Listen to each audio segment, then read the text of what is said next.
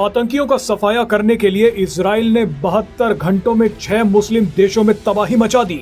Israel ने 8 सितंबर से 10 सितंबर के बीच 6 मुस्लिम देशों पर ताबड़तोड़ हमले कर दिए। ये हमले फिलिस्तीन के गाजा समेत सीरिया, लेबनान, कतर, यमन और ट्यूनीशिया में किए गए। लेकिन कतर पर इजराइल ने जो हमला किया उसने पूरी दुनिया में बवाल मचा दिया है। मामला कितना गंभीर है उसका अंदाजा आप इसी बात से लगा सकते हैं कि भारत, रूस, चीन और अमेरिका सब इस विवाद में कूद पड़े हैं। भारत के लिए स्थिति थोड़ी पेचीदा है क्योंकि इस होश उड़ा देने वाली कहानी में सारी आग अमेरिका ने लगाई, तो वहीं दूसरी तरफ भारत के 2 सबसे पक्के दोस्त रूस और इजराइल आपस में भिड़ गए। इसी बीच कतर के आमिर ने पीएम मोदी को फोन मिला दिया। कतर को लग रहा है कि डोनाल्ड ट्रंप ने जो धोखा भारत को दिया था अब वैसा ही धोखा उसे भी दे दिया है। लेकिन इतनी उलझन होने के बावजूद पीएम मोदी ने जबरदस्त कूटनीति दिखाते हुए पूरे मामले को पलट दिया है। पीएम मोदी ने क्या रणनीति दिखाई है वो आपको आगे बताते हैं, लेकिन सबसे पहले इस कहानी को समझ लीजिए।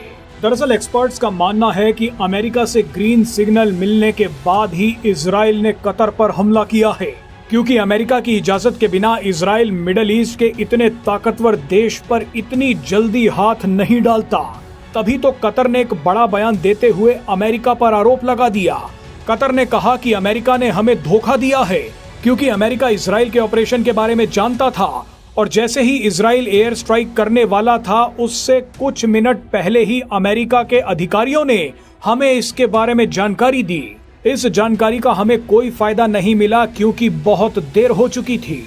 ऐसे में आपके मन में सवाल होगा कि कतर तो अमेरिका का सबसे मजबूत साथी है। कुछ महीनों पहले ही कतर ने डोनाल्ड ट्रंप को एक लग्जरी बोइंग 7478 जेट गिफ्ट किया था। इसके अलावा कतर ने अमेरिका के साथ $244 बिलियन की एक डील साइन की थी। कतर में तो अमेरिका का एयर बेस भी है। तो इतने मजबूत रिश्ते के बाद डोनाल्ड ट्रंप ने कतर को धोखा क्यों दिया?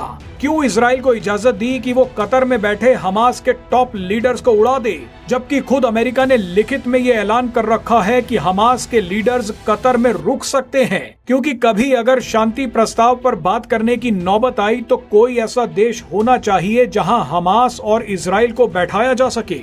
तो फिर अमेरिका और कतर के बीच क्या हो गया? इन सभी सवालों का जवाब रूस है। दरअसल मिडिल ईस्ट के देश अब अमेरिका की जगह एक नए पार्टनर की तलाश में हैं। मिडिल ईस्ट के देशों को इस वक्त भारत और रूस पर भरोसा है। भारत के 7 खाड़ी देश अगर हाथ मिलाते हैं तो इससे इजराइल और अमेरिका को ज्यादा दिक्कत नहीं होती, लेकिन जब खाड़ी देशों ने रूस से बातचीत शुरू कर दी तो अमेरिका भड़क गया। मिडिल ईस्ट के देश जैसे सऊदी अरब, संयुक्त अरब अमीरात और कतर जैसे देश अब रूस के साथ भी व्यापार करना चाहते हैं। वो पूरी तरह से अमेरिका पर निर्भर नहीं होना चाहते। हाल ही में संयुक्त अरब अमीरात के राष्ट्रपति शेख मोहम्मद बिन जायद अल नाहियान रूस पहुंच गए। कतर ने भी रूस से मिलने की इच्छा जताई।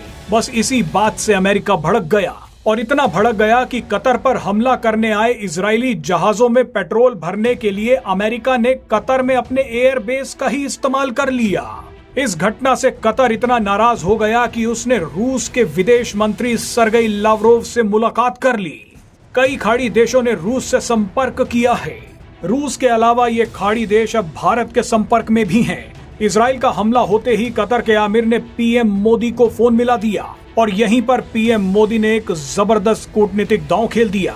दरअसल भारत के लगभग सभी खाड़ी देशों के साथ अच्छे रिश्ते हैं। हालांकि खाड़ी देश बीच बीच में भारत को ज्ञान देते रहते हैं, लेकिन फिर भी भारत की ऊर्जा जरूरतों के लिए खाड़ी देश महत्वपूर्ण है। ऐसे में कतर पर इजराइल के हमले के बाद दुनिया के कई देश भारत पर दबाव बना रहे थे कि भारत को अब इजराइल की निंदा करनी चाहिए। ऐसे में भारत ने ठीक वही किया, लेकिन उसमें एक जबरदस्त ट्विस्ट ऐड कर दिया। भारत ने कतर का साथ तो दिया, लेकिन इजराइल का साथ नहीं छोड़ा। पीएम मोदी ने कहा कि मैं कतर पर हुए हमले की निंदा करता हूं। बातचीत और कूटनीति से मामले को सुलझाना चाहिए, लेकिन अपने इस बयान में पीएम मोदी ने इजराइल का नाम नहीं लिखा। पीएम मोदी ने ये जवाब देकर पूरी दुनिया को बता दिया कि भारत कतर के साथ है, लेकिन किसी भी कीमत पर इजराइल को धोखा नहीं देगा। जिस तरह से कतर ने पहलगाम आतंकी हमले की निंदा तो की, लेकिन पाकिस्तान का नाम नहीं लिया, ठीक उसी तरह पीएम मोदी ने कतर पर हुए हमले की निंदा जरूर की, लेकिन इजराइल का नाम नहीं लिया। पीएम मोदी ने साफ कर दिया कि मैं कतर के साथ हूं, लेकिन इजराइल का हाथ किसी भी कीमत पर नहीं छोड़ूंगा।